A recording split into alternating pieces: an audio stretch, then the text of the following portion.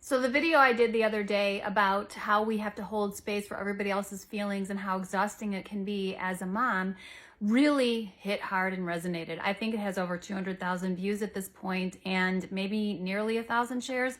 Anyway, anyone who has viewed it and shared it and started following me, I just want to say how much I appreciate you and how I really want to continue to have a good engagement and back and forth with other moms, because I don't think that we encourage and support one another nearly enough. I think a lot of us are feeling very alone.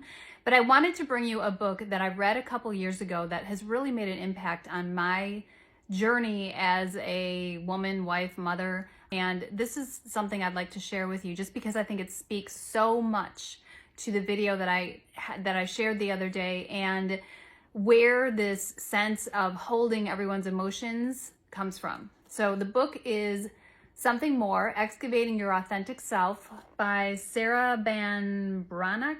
I don't know. Anyway, this is the book. I'm sure I got it on Amazon. But I want to read to you from page 193 because I think this really speaks to the idea that I was trying to share. The seeds of the good girl are planted very early as a daughter observes the way the individuals in her home interact with each other and absorbs the messages her parents send. It goes on to say, the mother, even if she has a job, makes the arrangements for school, for playdates, meals, holidays, celebrations, dentist and doctor appointments, vacations and trips to relatives. She buys the clothes, the underwear, the shoes, the toothbrushes, the birthday gifts for her own kids as well as her kids' friends, the books, the Play-Doh, and the paint sets. She drives for the carpool, makes the snacks, applies the Band-Aids, wipes the nose, cleans up the spills and messes, supervises the homework, calls the teacher, gets the camp applications, writes the thank you notes. It never stops. And as we all know, we also carry the emotional bandwidth of the family. Does this sound like your week?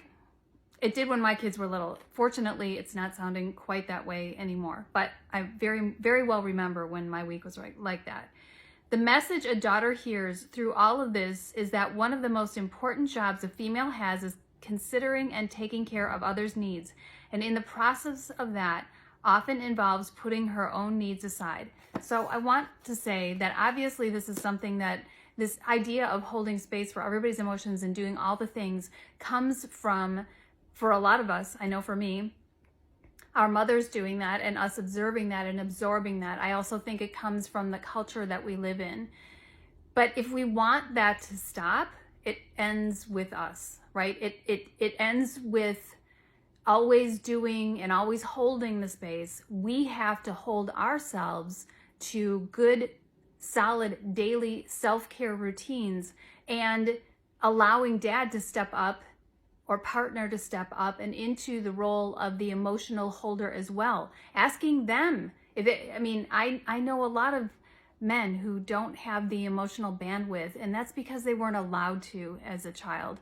So it's about asking them to raise the bar and work on their own emotional well-being so that we aren't giving our daughters and our sons the example that we had with our own parents. This is a generational pattern that we can break. Does it take work? Absolutely. But we can do it.